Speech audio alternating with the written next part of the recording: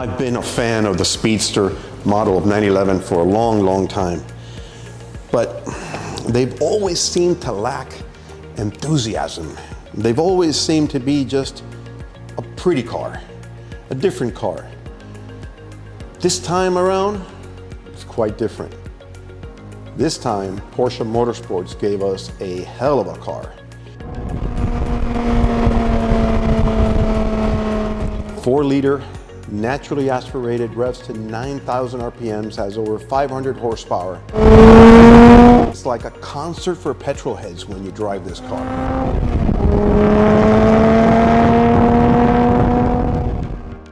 Now, this one only has about 400 miles on it, so I can't really raise it up to 9,000 RPM yet, but I plan to. Now, I've listened to this car, I've driven this car. My desire is to bring you along and show you so you can feel how wonderful this car is. Let's go for a drive, and hopefully when you finish this video, you'll feel like me. How's that?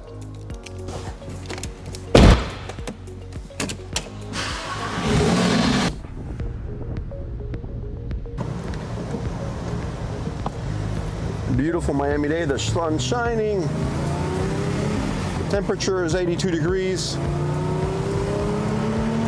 And we're driving a Speedster. How's that for perfect?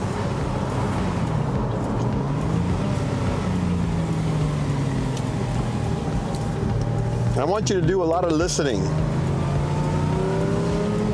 Hopefully you can pick up on the sound of this car.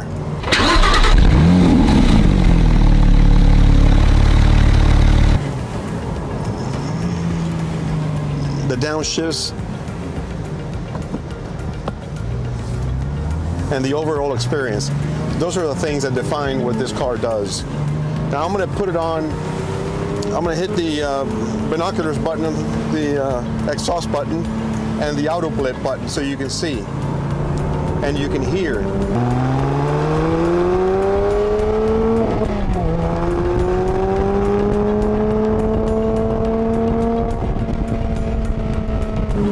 So now you have a lot more robust sound to it. This car isn't broken in yet, so we have to be really careful to not to observe the bedding program and make sure that we have an engine that'll last a long, long time. All right, what I did here is I raised the windows just to give us a little bit more clear audio, but normally I wouldn't have them up. So this car, it is a throwback that Porsche has given us. One more glimpse of what we fell in love with as kids. These engineers designed this car to be driven and enjoyed. So I'm the type of guy that wants to enjoy this car, and we're gonna do that. Now, listen to that engine. We're just going at 4,000 RPMs, and it is lovely. I don't like using the word delicious, so I really just want to apply that for food, but I think it's perfectly adequate to use that word as a description of this car. You know, there's always a time and a place to do heel and toe, but auto blip does it just fine.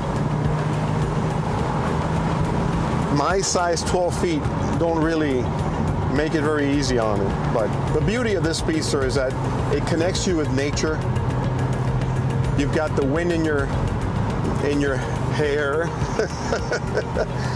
Let's just call it the wind in your face. You've got the smell of grass. You're in tune with the environment. It just wraps it all up in a package that is just intoxicating. Now, let me talk for a second about this 6-speed transmission, because it is the defining point of this car. The last generation only came in an automatic PDK, but Porsche Motorsports has given us this wonderful 6-speed transmission in this generation, and It's probably a send-off. For all we know, the next generations of Speedster, whenever they do have one, it might not have it. Everything might go to PDK from now on. But until then, we're enjoying this one. So what was it like being a poor kid in Miami? And I'll tell you what, the highlight of my year was going to the auto show in September. I won't forget that. It was the only time where you could sit in these cars, close the doors, make believe you owned one. And I remember going through the gears and just imagining myself driving this car along the highways. So it is, it's quite the throwback for me to have the ability to drive this car with a 6-speed. This is a poster car. This is the kind of car that was on my wall. You know, we all know Porsche makes incredibly fast cars. Case in point is my GT3 RS. But this car isn't about being fast from 0 to 60. It's something completely different. It's about bringing you close to nature. It's about the aesthetics of the sporty look to it, the GT3 heritage, the racing pedigree of the brand, the sleekness of the design. All these things put together give us a package that is simply stunning to look at, amazing to drive. It's oral in nature. I mean, listen to that. Who is not going to love this? Did I say it was fast? Now, I understand that in an age of advancing automotive technology, 3.8 seconds, 0 to 60 isn't necessarily fast anymore. There's a horsepower war going on. There is a race to be faster on the drag strip. This car isn't about that. It's about a completely different reason of being. You know, and it's wonderful to have a company bring out a car like this for us, for us enthusiasts to drive, because it's probably going to be one of the last special manual transmission cars. And more than likely, this high revving 9,000 RPM 4-liter engine may or may not be around in the future, but we have it now, and we're going to enjoy it for the time being, probably for a long, long time.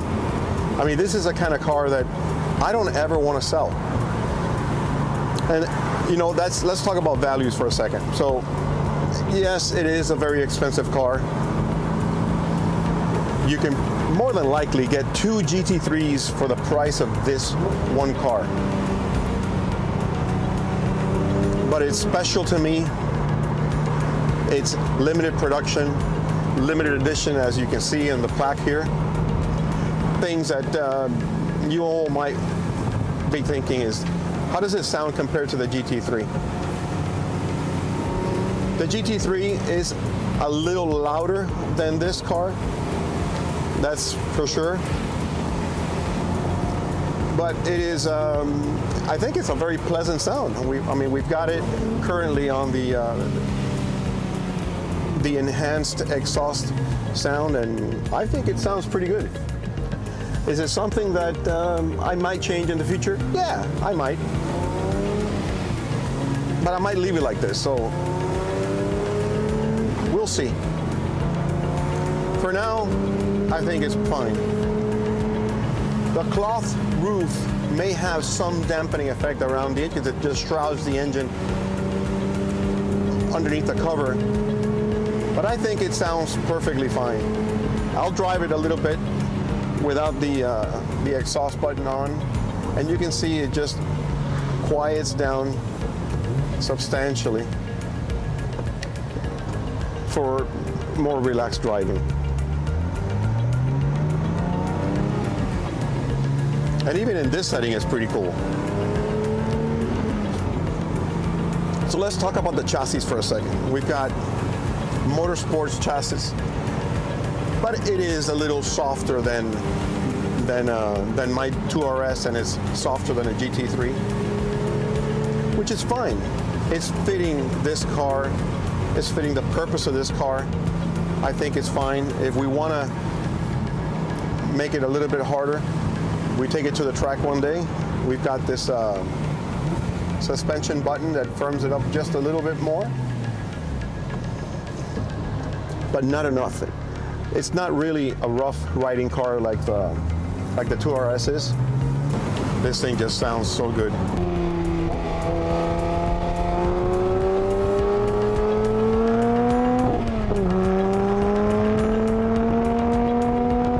Let's talk about the defining characteristics of this car's design element. So we've got the streamliners that really mimic the rear of the seat and just extend it all the way to the back of the car. It is a lot more elegant, a lot more cohesive than previous Speedster designs, in my opinion. And also, it ties it in with the motorsports tradition of this car because it has the GT3 front end and the GT3 rear end with the dual exhaust in the middle. The other important design element of this car is its stance. So what they've done is they've taken the GT3, they lowered the header by almost 2 inches. They've lowered the window by 1.5 inches. And they've given you an overall design that is flatter than a normal GT3 car. And it is exquisitely proportional. I'm really big into symmetry. I also know there's a great deal of compromises that a manufacturer has to accept when they do a special edition of a car, especially when you remove the roofline and lower it. But I'll tell you what, this car has zero compromise in terms of visibility. I can see perfectly well. The A-pillars are beefier. They're not any bigger, but they're stronger. You can tell how they're just solid.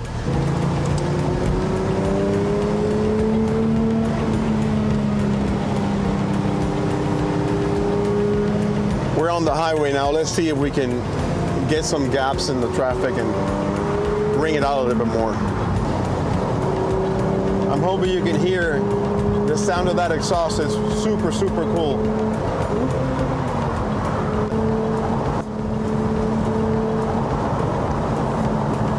Six is like an overdrive gear. You really don't need to get there. This thing just drives so smooth, so well, it's so poised, so directional. The one thing I love about this car is that it has rear axle steering. The rear wheels will turn the direction opposite of what the fronts are doing. But above, I think 55 or somewhere around there, it turns in the same direction. So what it gives you is a short wheelbase at low speeds and tremendous cornering ability and responsiveness at high speeds. Perfect package, to be honest. And it makes the car feel like a tighter package.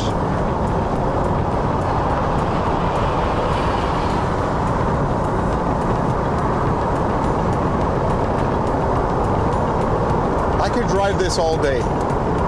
every day, and I'd be a happy camper. I don't know about driving this car without a hat if you don't have any hair to protect your scalp. But for sure, it could be daily driven.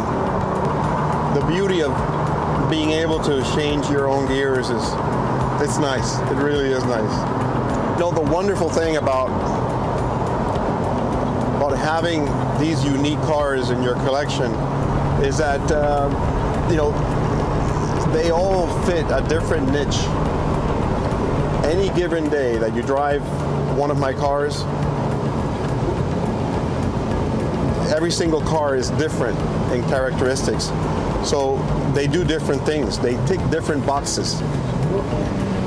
And going forward, that's one of the things that I am going to always try to, you know, adhere to, is having a unique car that it gives me a different option on any given day.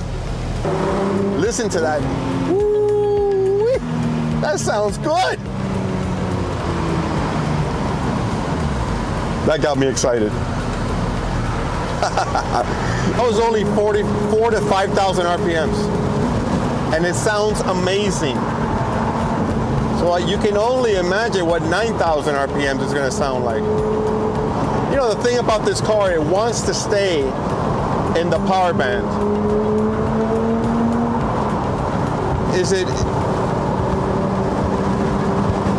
I think the individual throttle bodies have been an incredibly unique addition to this car, to this engine. I think it increases responsiveness. But this car was very responsive to start with. It loves to be up there though. That's the characteristic of this engine. It wants to be wrung out. It wants to be driven hard. It's a beautiful engine. You know, I really hope Porsche will always make a naturally aspirated high revving engine, because where would we be without it? I'll tell you one thing, we wouldn't be having so much fun. This car is just freaking cool. Man, I'm gonna enjoy this car.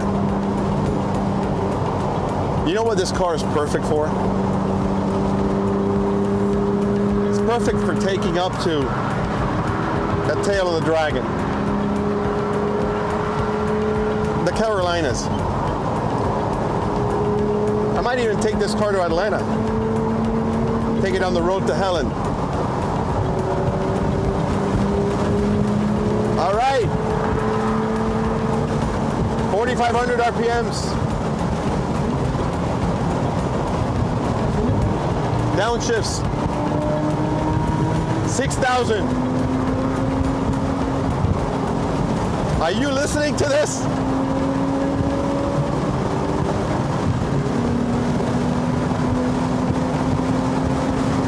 It's fast.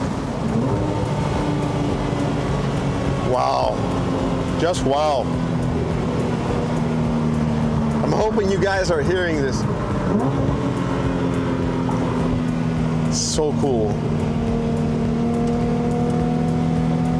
We've got traction control on.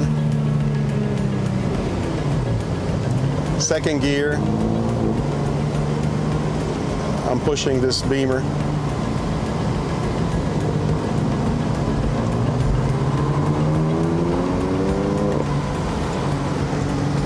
I think he didn't take too kindly to have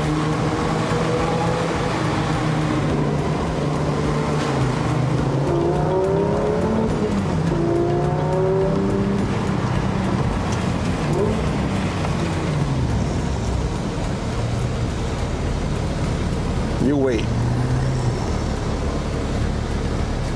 What's up, brother? Thanks, brother. Yours too.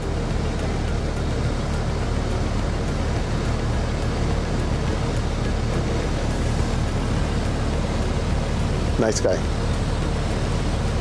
You know, one of the cool things about being involved in this community is how you bring everybody together. You know, when I was young and I would approach somebody with a nice car, I always thought, you know, when it's me there, when I become successful and when I have the nice cars, how am I going to react? And I'll tell you what, it is super important to me personally to be a good ambassador, to nourish the sport.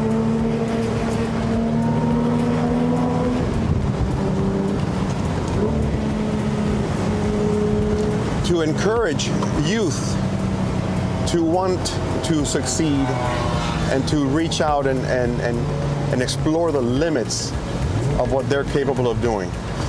That's something that's near and dear to my heart and something I always want to continue doing. This car is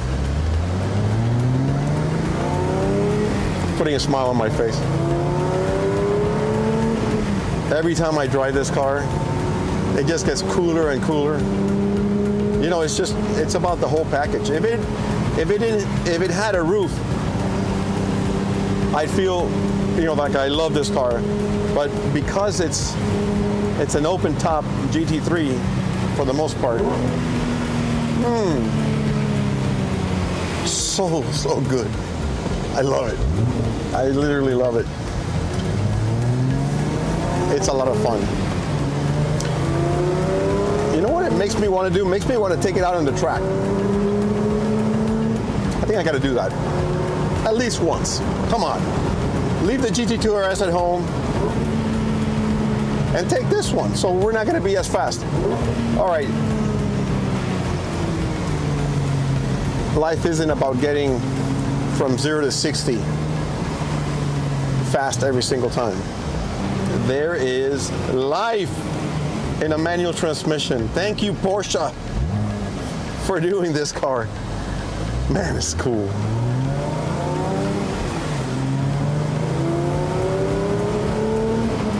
You know, my other manual car is the 05 Ford GT. It's a different transmission. That's a lot beefier. It takes a lot more force. It's got a lot more torque, a lot more horsepower. So, you know, that's kind of one of the limiting factors with this type of transmission.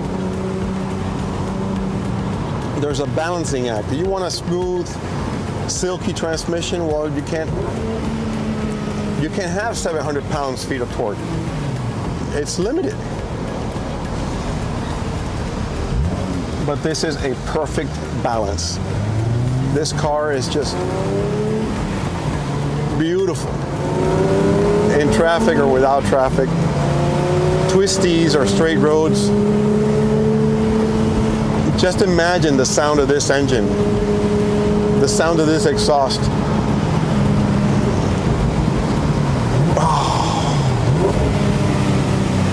But to be able to drive this any day I want. Woo! So good.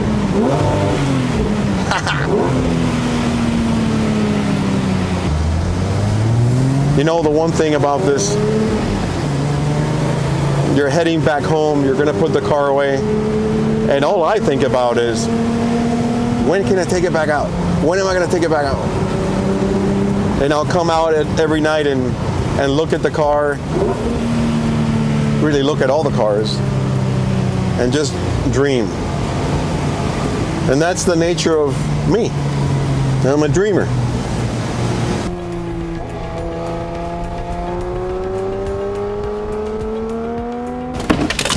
Well, everybody, we hope you enjoyed this episode of GT Dreamer with this beautiful 1911 Speedster. Stay tuned for next week. We're going to have a complete explanation of all the specs of what we've done to the car, which is quite a bit, and give you some more feedback on the car. Until then, subscribe to the channel, hit the bell notification so you can know when our next video drops.